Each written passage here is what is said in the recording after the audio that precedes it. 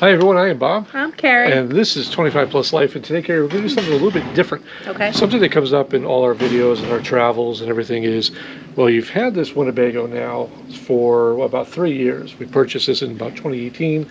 It is now the close of 2022, and we're moving into full-time life, and we're going to be saying goodbye to the Winnebago. But everybody wants to know, how is this held up? What do we like about it? What do we not like about it? What'd we do? And will we do it again? And what have we upgraded? All that stuff. Yep. So today, this video is going to cover that. So let's stick around and let's do this. Okay. Wake up, today's gonna be a good day. Wake up, today's gonna be a good day. Wake up, today's gonna be a good day. Wake up.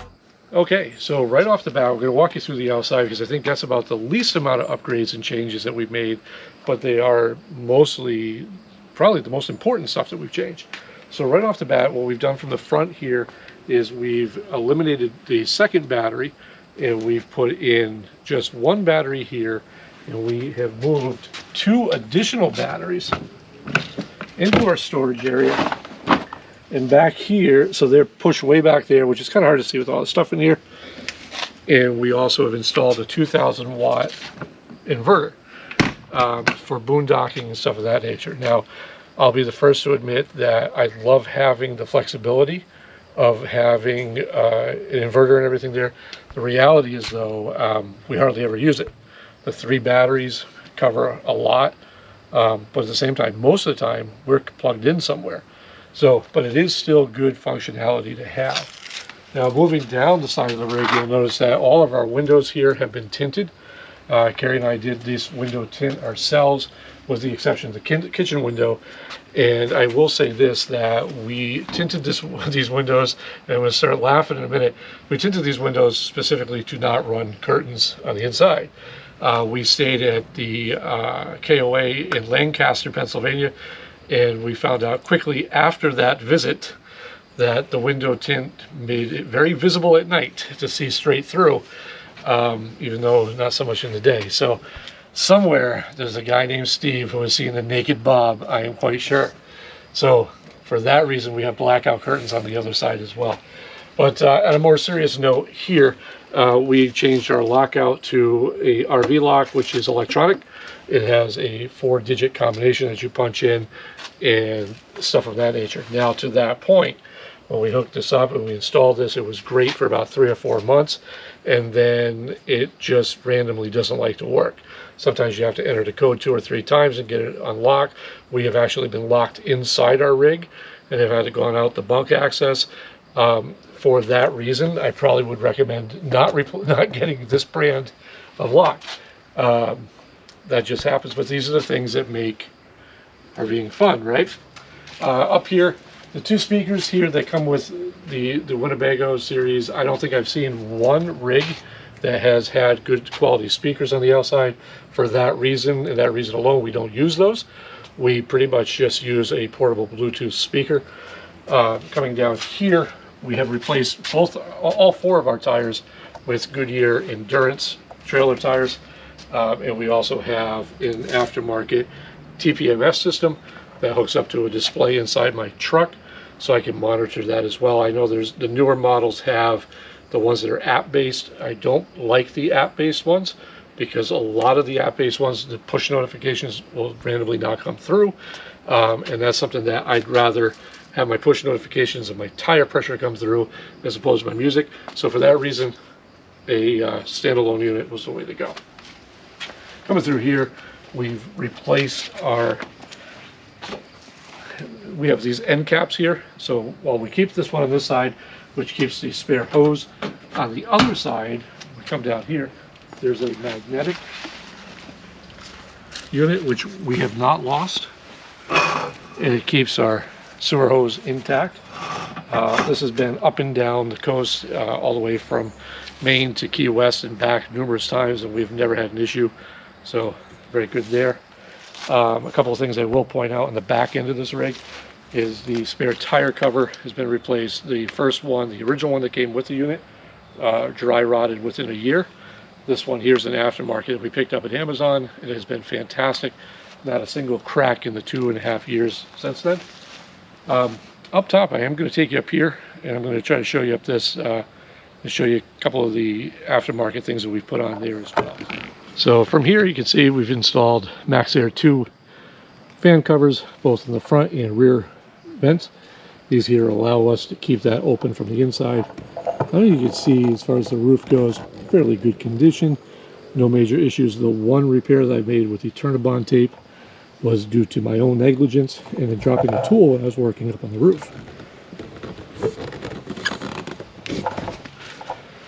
Okay, and apparently I'm taking over camera duties. Here we've also installed, I have Carrie go back to camera duty, we've also installed some reflection tape here. Some states require it, some states do not. I find it much better to have it than to not have it. So I'll come through here. This here's the door for where the bunks were. Never an issue with that.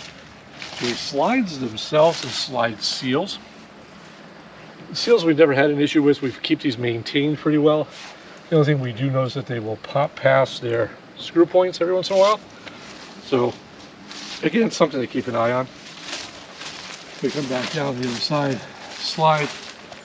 Same thing here with the Schwintek system. Never had an issue with it. It's been fairly decent. We've never even run into a situation where they've come off track. You know, sometimes a Schwintek will, you know, kind of one motor moves versus the other. Never had that issue. And we have the slant latch doors. Again, storage is fairly decent here, so never an issue there. Wrapping up the front part here, I'm going to point out a couple of things. These stabilizer jacks down the bottom, which is the crank down type, they have a slot socket. They've been horrible. Like, they've rusted. Half the time they don't want to come down. It's a constant fight with them. We've had the power tool attachment. That didn't work very well, so I end up manually doing it. This is one that on our next rig, we will not deal with this type of stabilizer jack, period. We'll either go with an electronic or one that's socket driven so that you can attach it to your drill and do it the right way. Now, power tone jack. So, power tone jack from LCI, when it works, it's fantastic. And I say when it works is because we've run into issues many a times that the fuse just blows. No matter how it's been connected, I've rewired it myself and still had that same issue. For that, we keep a box of mini fuses in the truck because we've been stuck a couple of times and don't want to have that happen again. So that's that. And then other than the fact that it's dirty, and my other complaint here on the outside, as the guy of the family that's in charge of taking care of the beauty and the aesthetics, this is a horrible thing to have to keep shiny.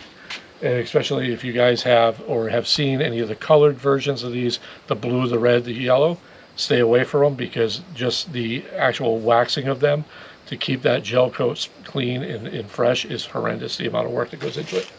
And other than that, way up here, and I try to get you up there, hopefully I can, you'll see we have the dish satellite from, I think it's King Electronics. I installed that myself. The install was fairly simple. The funny part is we used it about twice and then never used it again. So this is something though that I will take into the next rig, just because we are going to be in it full time. So yeah.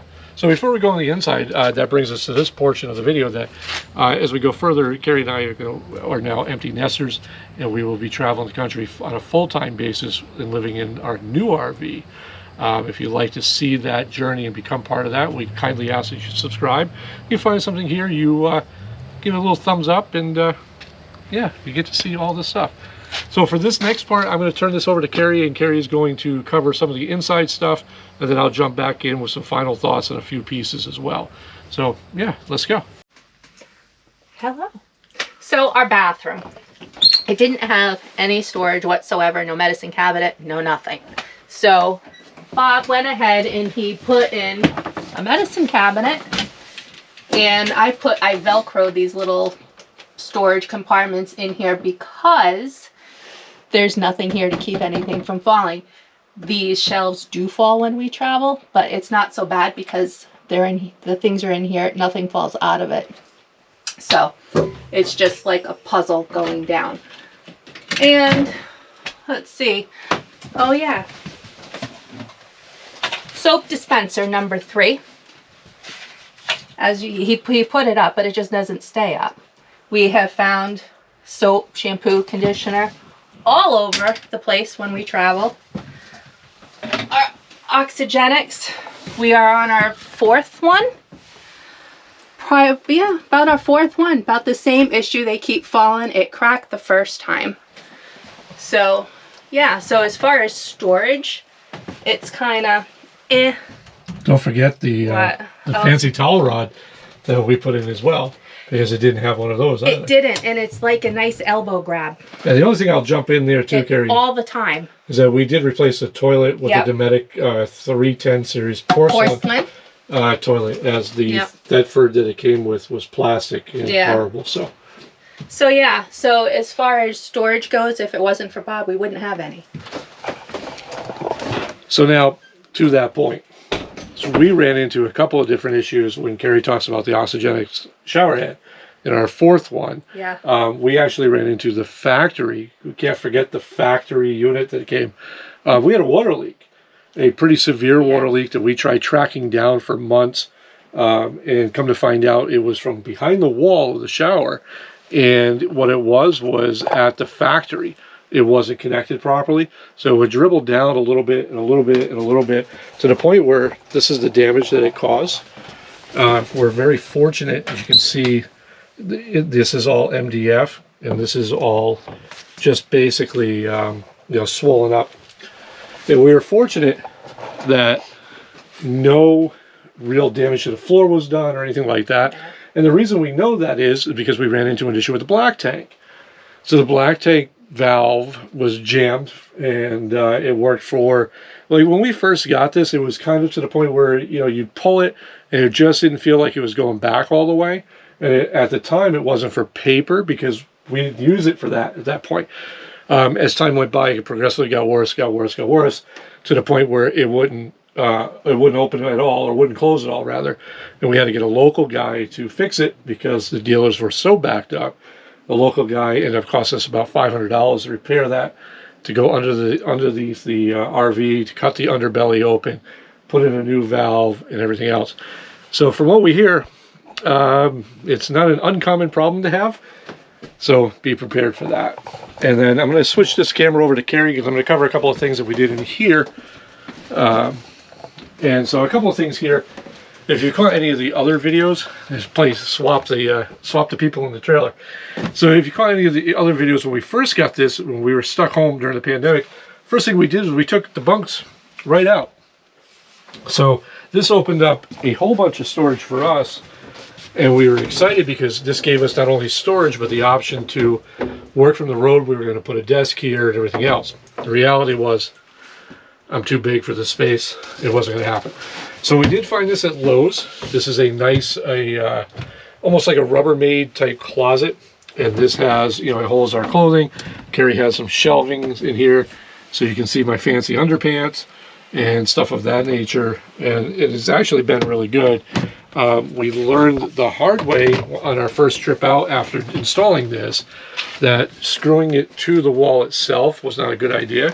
We actually had to bolt it through because we lost this in New York. And that's what happens when you are first starting out. But that's the joys of all this, is that you learn. Now, as far as something stock here, this Nomadic thermostat is horrendous. If you bump it, it goes off. If you walk by it, sometimes just bad breath will set it off. It's just one of those things. I really don't like this style of thermostat whatsoever. So, personal preference. Now, there are aftermarket ones that you can acquire in the $200 to $300 range. Because I'm cheap, I'll stay with the Nomadic. But our next RV, that was actually a point of contention with me, that we needed to have a different thermostat.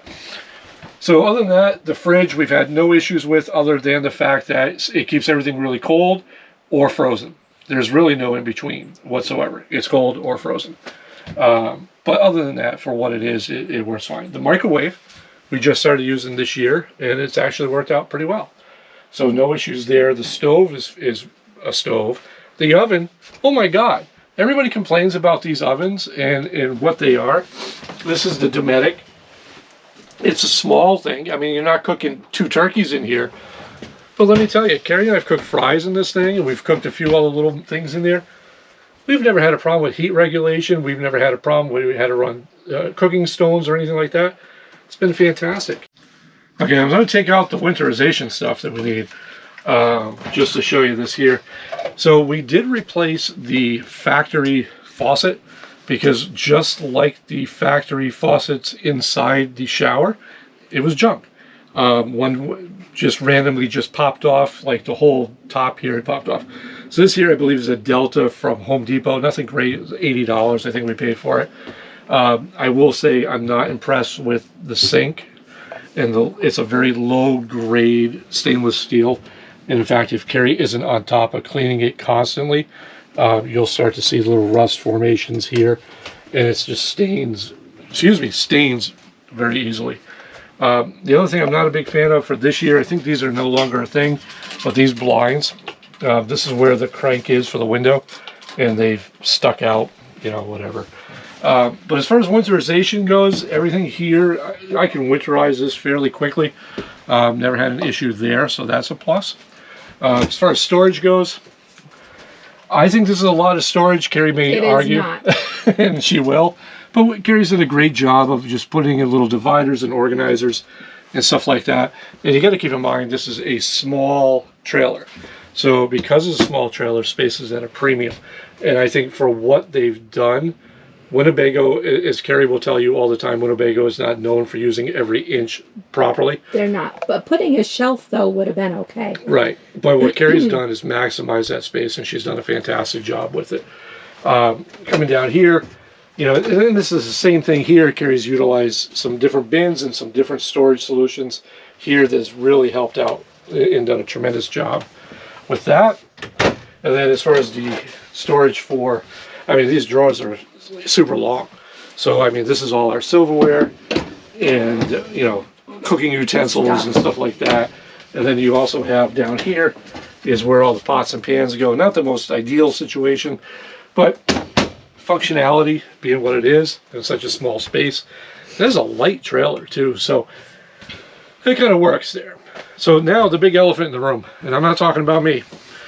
I'm talking about this. So when Carrie and I first bought this RV, one of the things we noticed during the pandemic as we were getting things set up to start traveling across the country was that we didn't use the dinette. We'd prefer to sit down and watch TV or whatever, because we're not so much camping as we are traveling. And there's a big difference between the two types of RV owners, right? So if you're a traveler and you want to come down, you want to relax, this here from Rec Pro, I think this set us back about $900 for the unit. There's a full video that we've done, if you look back through the archives, of tearing out the unit that was here, the dinette, and putting this in. Hands down, best decision we ever made as far as the furniture goes. That being said, as we look to now transition into full-time RV living, I probably would have preferred the dinette at this particular point in life, because I could work from it.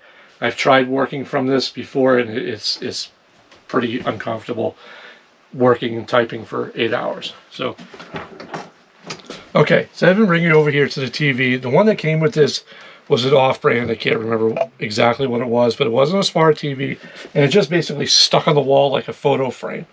It was horrible for viewing, and it's one of these things where Carrie and I always talk about what Winnebago does. If they do something great, it's great.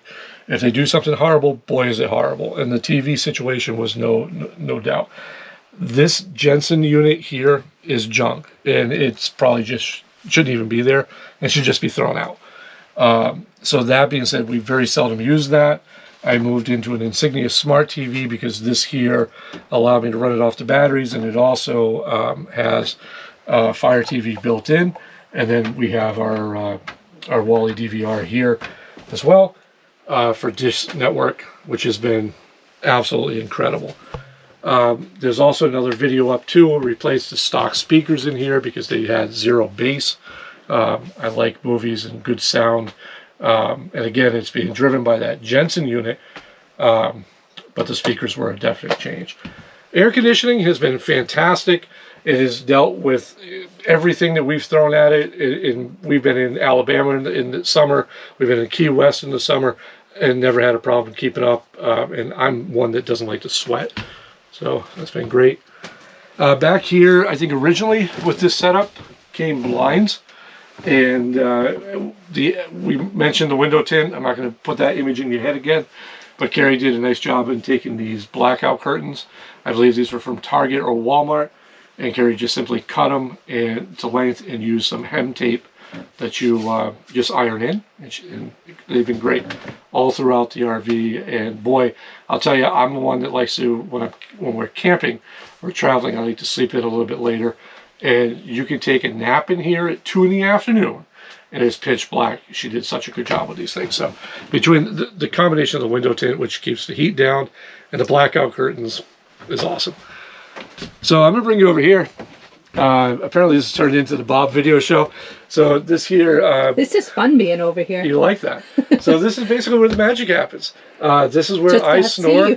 This is where I snore and Carrie cries in the corner because she's jammed up against the wall all I night. hate that bed. So the bed itself, the mattress that comes with this, I don't think I need to explain this. Every mattress that comes with every RV is just low grade, whatever.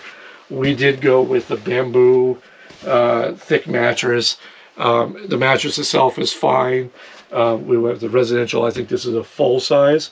An east to west bed with a couple in their 50s sucks, period. It's I hate the bed. And in case you haven't figured it out, Carrie hates the bed. Oh my gosh.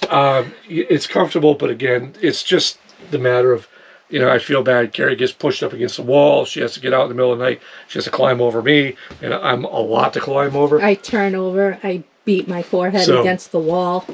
Yeah. So it's one of those things. So the requirements for us as we start to go full time, obviously the first thing was no ifs, ands, or buts about it, was a north-south bed. And then from there we can work it. So before we give you our final thoughts, I'll cover one more additional thing that Carrie's done here. This is our over the bed storage. And Carrie has everything compartmentalized and sectioned out, from toilet paper to Blu-ray players to a spare fan to everything that we could possibly need. And it's been great. One thing you'll notice that we haven't changed are the stock fans. This one here, I think, is just a vent, and there's a small little, what they call a little 4-inch fan in the bathroom. They've been fine for us. I think all this stuff about max air fans, while they move out more volume, I don't think they're necessarily needed in something this size. So we've been fine there. So again, the camera is too hot, notice, so we're just going to keep rocking right through this. The other thing we put here, which was a necessity, was a pull bar for the screen door, because without it was a real pain. We added a key rack, just minor little things here for our keys and our X-Chocks. And then we got these little hooks here. These are command hooks. We hang a plastic bag, like a shopping bag, and we put our trash in there. It seems to work out pretty good. So from there, what we're going to do is we're going to give you our final thoughts on this. And let's have a seat here. So over the past 3 years, I would say, what do you think of this, Carrie? We've been up and down the East Coast probably about 3 or 4 times now. It worked. It was a good starter. We learned a lot. Definitely learned a lot from towing this. And as far as, you know, little things that we pointed out that were negative, in the grand scheme of things, as we travel and we look into picking up a new travel trailer, they're minor.